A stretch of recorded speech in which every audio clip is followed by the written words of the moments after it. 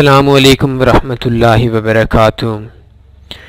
Forex के अंदर अगर हमने कामयाब होना है, सबसे पहले उन लोगों को देखना पड़ेगा जो लोग इस शोबे के अंदर कामयाब हैं।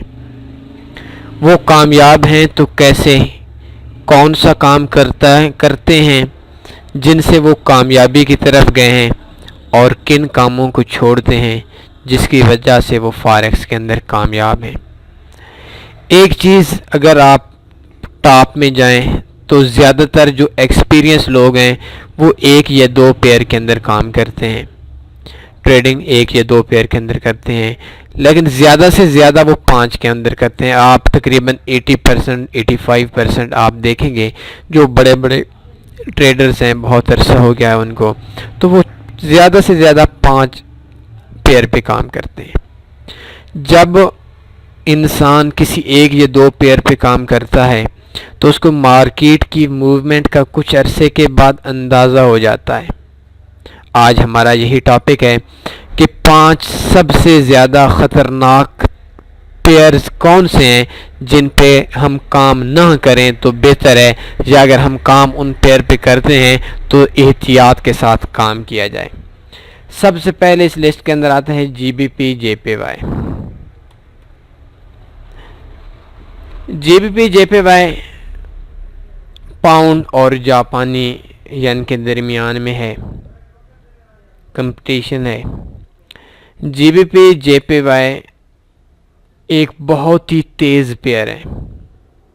मैं आज से कुछ अर्सा पहले जब मार्केट, मुझे याद है, ये 195 इशारिया कुछ पे था, फिर ये 130, 132, 135, 140 पे भी आ गया, और अभी ये 148 पे है। तो ये इतनी तेज़ इसकी मूवमेंट होती है कि मार्केट को कंट्रोल करना आसान नहीं होता, और जब मार्केट एक तरफ जाती है तो चलती जाती है, वापस आने के लिए ये बहुत ज़्यादा टाइम लगाती है। ये एक वजह है मार्केट के अंदर काम करने की। जीबीपी जेपीवाई के अंदर जब भी आप कोई करेंसी लगाते हैं, जब भी आप इस करेंसी पेयर के अंदर ट्रेड लगाते हैं तो स्टॉप लॉस लाजमी लगाएं, और छोटा स्टॉप लॉस बड़ी ट्रेड के साथ आप काम करेंगे, ये आपके लिए बेस्ट रहेगा। दूसरे नंबर पे है जीबीपी सीएचएफ। ये देखें, ये पेयर भी आपके सामने है, हाई स्प्रेड पेयर इसको हम कह सकते हैं,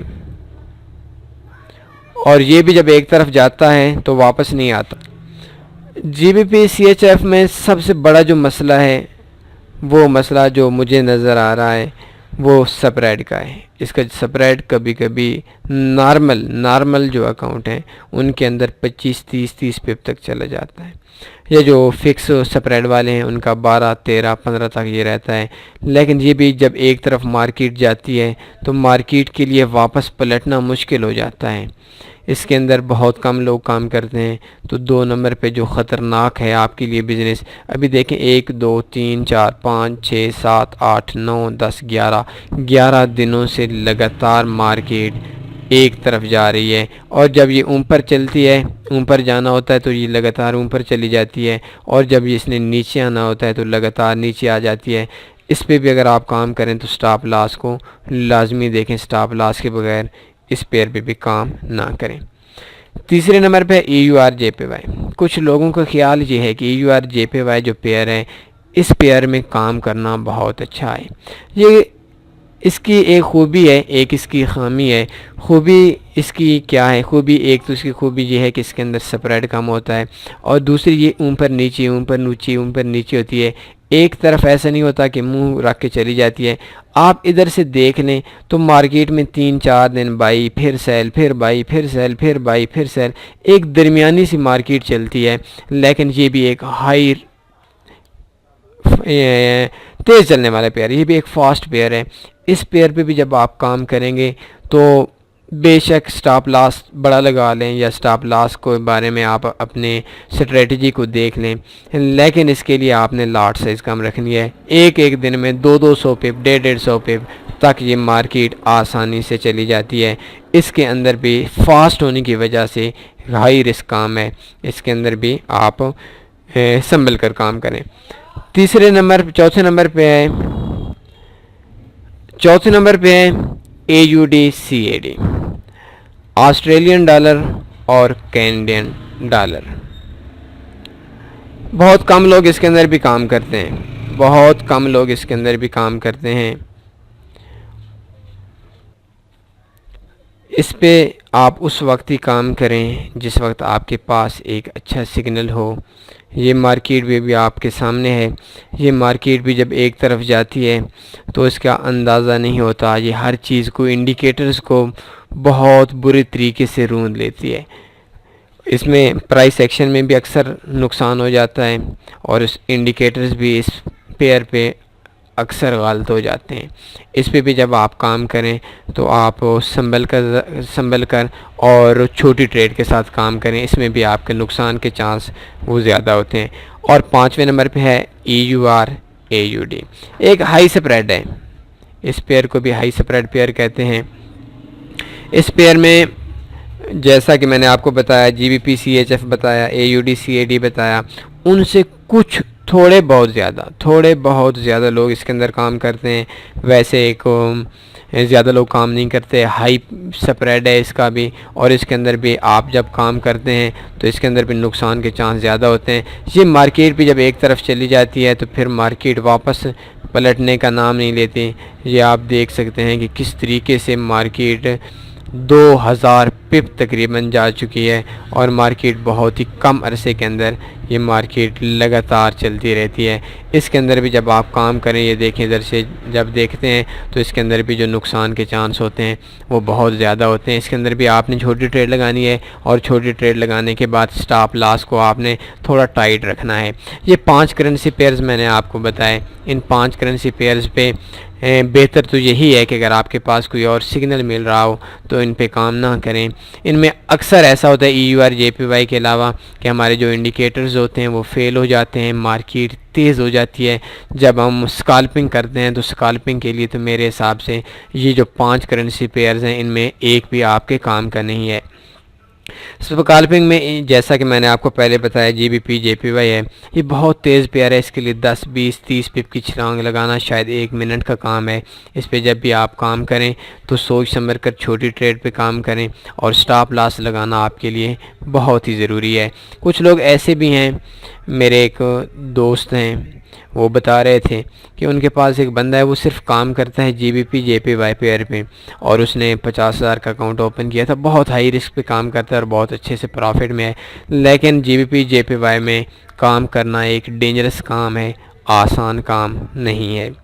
GBP CHF, EUR JPY, AUD CAD, EUR AUD, तो ये पेयर्स मैं आपके सामने लिख लेता हूँ ताकि आपको समझने में आसान हो। पहले नंबर पे है GBP JPY, दूसरे नंबर पे है GBP CHF, तीसरे नंबर पे है EUR JPY, चौथे नंबर पे है AUD CAD और 5वें नंबर पे है EUR AUD। AUD Australian dollar है, EUR यूरो आपके इल्म में होगा, CAD कैनेडियन डॉलर है, JPY जापानी यान है। तो ये 5 पेयर्स हैं, ये आपके लिए बहुत ज़्यादा डेंजरस हैं, आपकी ट्रेडिंग के लिए, आपके पैसे के लिए बहुत ज़्यादा डेंजरस हैं। इन पे जब आप काम करें थोड़ा सा संभल के काम करें, और अगर आपके पास मौका है तो कोशिश करें कि इन पेयर से आप बच के चलें। ये एक फास्ट पेयर्स हैं और इन पेयर्स पे मार्केट को कंट्रोल करना आसान नहीं होता। इस हवाले से अगर आपको कोई भी क्वेश्चन होता है या अगर क्वेश्चन नहीं भी है तो आपको ये वीडियो कैसी लगी। हमारी सारी सर्विसेज फ्री हैं, कोई भी ऐसी सर्विस नहीं है जिस सर्विस में आपको कोई पेड चीज़ मिले। हमारे सिग्नल्स जो इस वक्त तो बहुत अच्छी सिग्नल्स काउंट किए जाते हैं, वो सिग्नल्स भी आपको फ्री में मिलेंगे। और सिग्नल्स को लेने का तरीका, आप इधर आएँ तन्नी फॉरेक्स पे, सिग्नल्स पे क्लिक करेंगे। ये 3-4 किस्म के सिग्नल्स हैं। लास्ट में जो हमारे 3-4 जब से हमने सिग्नल्स बनाए हैं उस सिग्नल का रिज़ल्ट है। लेकिन एक चीज़ मैं कहता हूँ, सिग्नल्स पे काम करना आपके लिए नुकसानदेह है, किसी के सिग्नल किसी के नीचे काम करना अच्छी बात नहीं है। कितना अरसे तक आप काम करते रहेंगे, अपने पाँव पे आप खड़ा होना सीखें। ये सिग्नल सिर्फ आप लोगों को इस वजह से दिए जाते हैं, हालांकि मैं बहुत ज़्यादा मुखालिफ था इन सिग्नल्स को देने का, कि जो दोस्त न्यू हैं वो आर्जी तौर पर प्रॉफिट में आ जाएं और प्रॉफिट के साथ सीखते जाएं, एक दिन ऐसे हो जाएं कि वो दूसरे लोगों को सिग्नल्स देने वाले बन जाएं। तो यही मेरी एक ख्वाहिश है, यही मेरी कोशिश है, और इसी के लिए हम लोग आपको बहुत सा टाइम देते हैं, आपको इंडिकेटर्स देते हैं, आपके लिए मेहनत करते हैं। और अगर आपके इस हवाले से कोई भी मसला हो, फॉरेक्स के हवाले से कोई भी मसला है, फॉरेक्स इस वक्त पाकिस्तान के अंदर हम लोग एक यूनिटी के अंदर हैं। ये ऐसा नहीं है कि तन्नी फॉरेक्स चंद लोगों का ग्रुप है। तन्नी फॉरेक्स के अंदर हर वो बंदा है, हम उसको, हर उस बंदे को जो फॉरेक्स में काम करता है, हम तन्नी फॉरेक्स का हिस्सा समझते हैं। अगर आपके पास कोई भी ऐसी स्ट्रेटजी हो, कोई भी ऐसा इंडिकेटर हो, या कोई भी आपके पास ऐसी इंफॉर्मेशन हो जो और लोगों तक पहुंचाना चाहते हैं या और लोगों के पास नहीं है, आप हमसे रब्ता कर सकते हैं शाम 8 बजे से लेकर 10 बजे तक। लास्ट में यही कहूँगा कि दुआओं में लाजमी याद रखें, अपना ख्याल रखिएगा। अल्लाह हाफ़िज़।